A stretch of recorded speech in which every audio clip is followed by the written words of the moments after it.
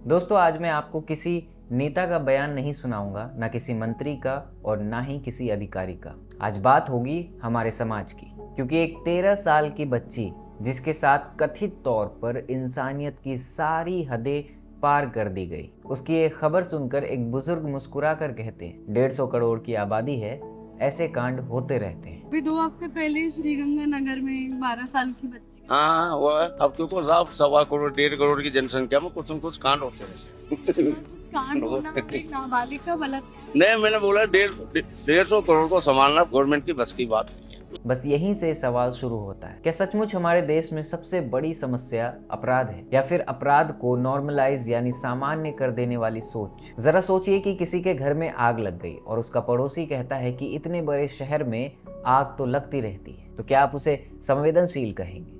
नहीं, क्योंकि दर्द का मजाक दर्द से भी ज्यादा होता है। लेकिन दोस्तों, जब बात एक 13 साल की बच्ची की हो तो कुछ लोग उसी दर्द को स्टैटिस्टिक बना देते हैं। 150 करोड़ की आबादी, इसका क्या मतलब? क्या आबादी बढ़ने से संवेदनशीलता कम हो जाती है? क्या जनसंख्या ज्यादा होने का मतलब बच्चियों की सुरक्षा कम जरूरी हो जाती है? और दोस्तों, अगर यही तर्क है तो 150 करोड़ लोग भी टैक्स देते हैं, फिर ये 150 करोड़ लोगों को सुरक्षा क्यों नहीं मिलती? दोस्तों, हमारा समाज भी बड़ा कमाल का है।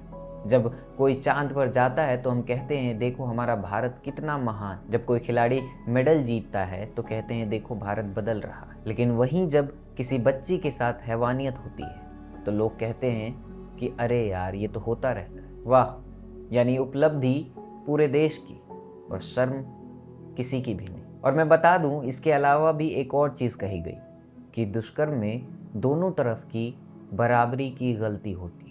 नहीं, मैंने बोला 150 करोड़ को संभालना गवर्नमेंट की बस की बात नहीं है। उसमें दोनों पक्षों की गलती होती है, आपसी रंजिश होती है और कोई मसले होते हैं, ऐसा नहीं होता। इसके पीछे क्या रंजिश करेगी? उसके फादर ने की, वो नाबालिग लड़की के जो पिताजी है और तीसरा है, समस्या होती है जब होते हैं कांड, ऐसा नहीं होते। सवाल है दोनों तरफ। सच में जब मामला 13 साल की बच्ची का हो तो दूसरी तरफ कौन है? एक बच्ची जो कानून के नजर में अपनी सहमति तक नहीं दे सकती थी और उसे दोषी ठहराने की कोशिश। दरअसल अपराधी का बोझ पीड़ित के कंधों पर डालना है, और यही सोच विक्टिम ब्लेमिंग कहलाती है। और यही सोच कई पीड़ितों को शिकायत दर्ज कराने से पहले ही चुप करा देती है। ये वीडियो किसी भी सरकार को गिराने या बचाने के लिए नहीं है। सरकारें आएंगी जाएंगी, लेकिन अगर समाज की सोच नहीं बदली तो कानून अकेला कुछ नहीं कर पाएगा। सरकार की जिम्मेदारी है कानून लागू करना, तेज जांच करना और अपराधी को सजा दिलाना। लेकिन वहीं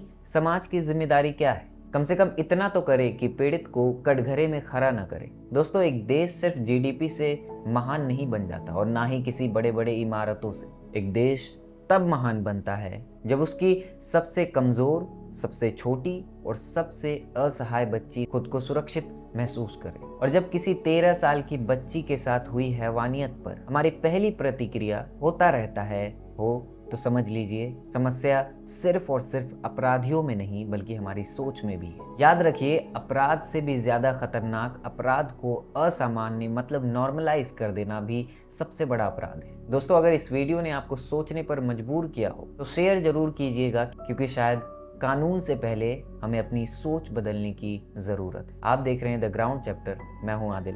धन्यवाद।